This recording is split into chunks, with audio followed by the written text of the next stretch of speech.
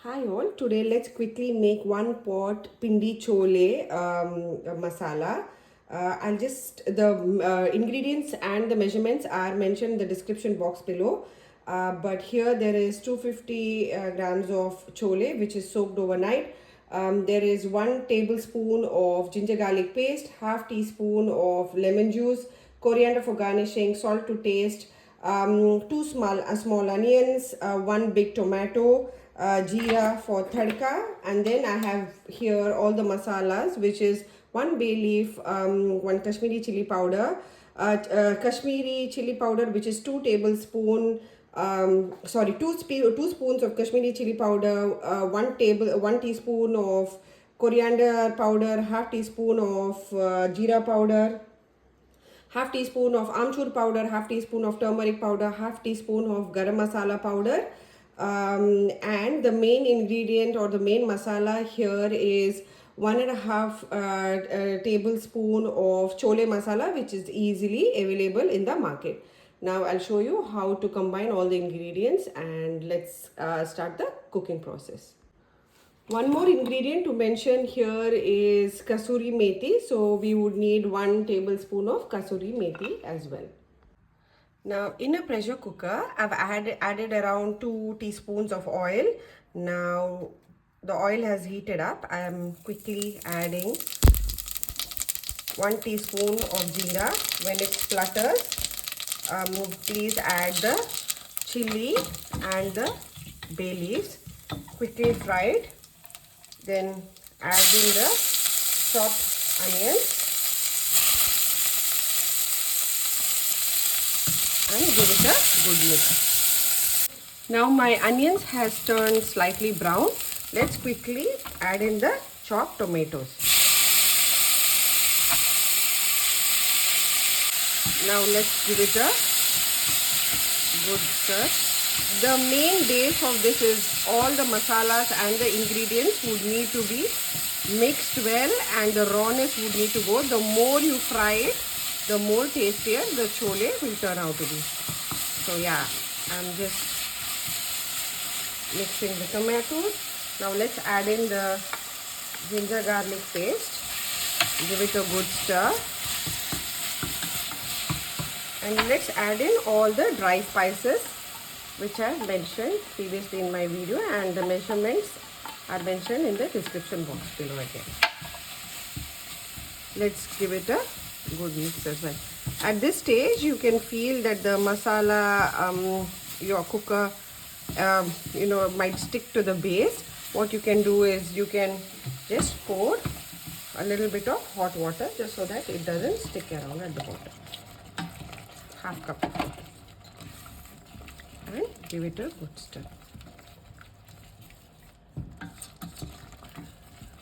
Now let's close the lid, like not the whistle, just let all the rawness of the masala, the ginger garlic paste, onion and tomatoes go away, and let the masala cook well. Let's just quickly cover it like this, and let's leave it for around 5 minutes. Add in the soaked choles there. And let's give it a good stir.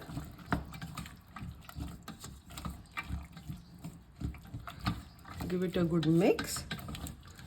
And then what you can add at this stage is add a teaspoon of salt. Salt you can adjust it as per your taste. So as of now, just add a little bit of salt and give it a good mix. Just let it boil for a second, and then let's add in the water and give it a quick whistle. This recipe will turn out to be very tasty, and it's like super easy, will get done in few minutes itself. So yeah, let's wait for the boil, and then let's add water and give it like 2 to 3 whistles. Now you can see that my chole is boiling. Now let's quickly add 1 cup of water.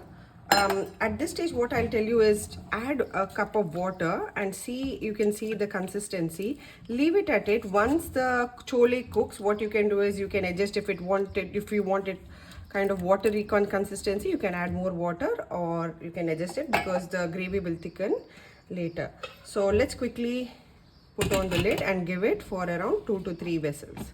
So now the pressure has been released. I've taken out, this is how the chole would look like. What I would suggest you is it would turn tasty. So just take a little bit at the bottom of the spoon and just mash it. If you have a masher, not a lot, not the whole chole, a little bit, just so that it'll thicken it and it gives a good flavor. So at this stage, just get the chole to a boil and then add a little bit of lemon juice. And check on the salt at this stage. I can feel the salt is a little bit less, so I'm just adding in a bit of salt and add around 1 teaspoon of Kasoori Methi and give it a good mix. You can add in the water at this stage. If you want it more thin, you can add in the water or just leave it at this. Now one tip here is put around half teaspoon of ghee. Trust me, this will enhance the flavor of your chole. And then switch off the gas and garnish it with coriander leaves.